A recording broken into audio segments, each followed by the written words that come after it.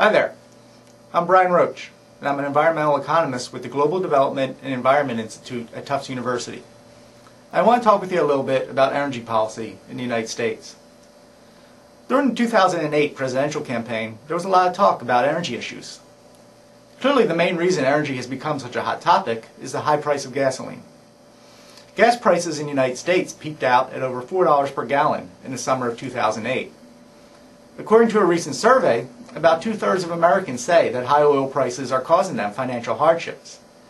And as winter approaches, the government projects that home heating costs this year will be between 10 and 30% higher than even last year's record prices.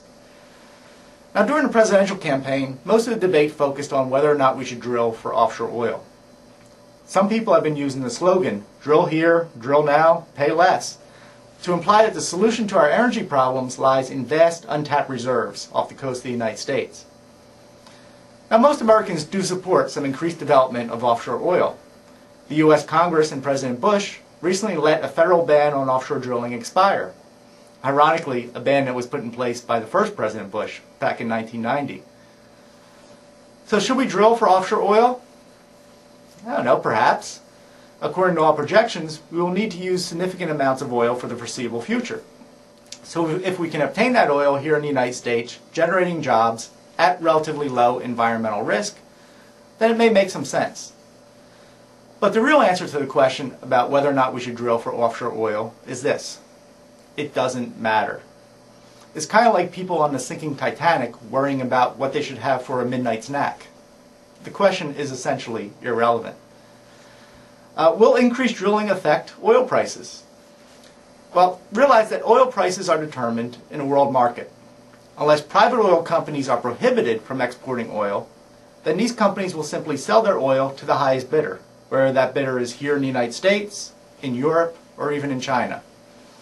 So just suppose that offshore oil can be obtained here in the United States very cheaply, say half the cost of what it normally takes us to get oil. Does that mean that the price of gasoline will fall here in the United States by half? No. It depends what happens to the world oil price. Now, the U.S. Department of Energy has studied this issue extensively, and they've determined, and I quote, "Because oil prices are determined on the international market, any impact on average prices is expected to be insignificant." So we can increase our offshore oil drilling, but it will have an insignificant impact on oil prices. Further, the Department of Energy notes that we won't even obtain any of this oil until about the year 2017.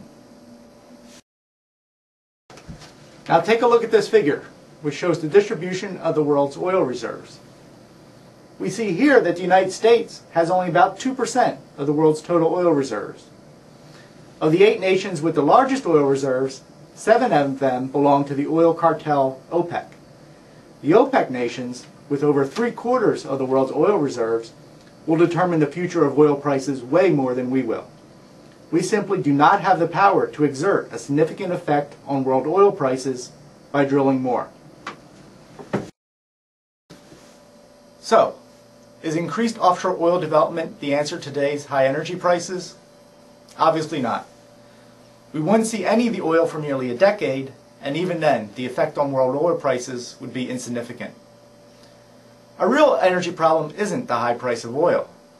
The author Thomas Friedman made a great comparison, saying that focus on reducing oil prices is kind of like a cocaine addict arguing that his main problem is the high price of cocaine. Debating the merits of offshore oil drilling is not only irrelevant, but it distracts us from addressing our real energy problem, and that is our addiction to oil. Take a look at this. This figure shows the distribution of world oil consumption. So while we saw before that the United States has only a small portion of the world's oil reserves, we are far and away the world's largest consumers of oil. This figure shows that we consume about 1/4 of the world's oil, even though we have only about 5% of the world's population.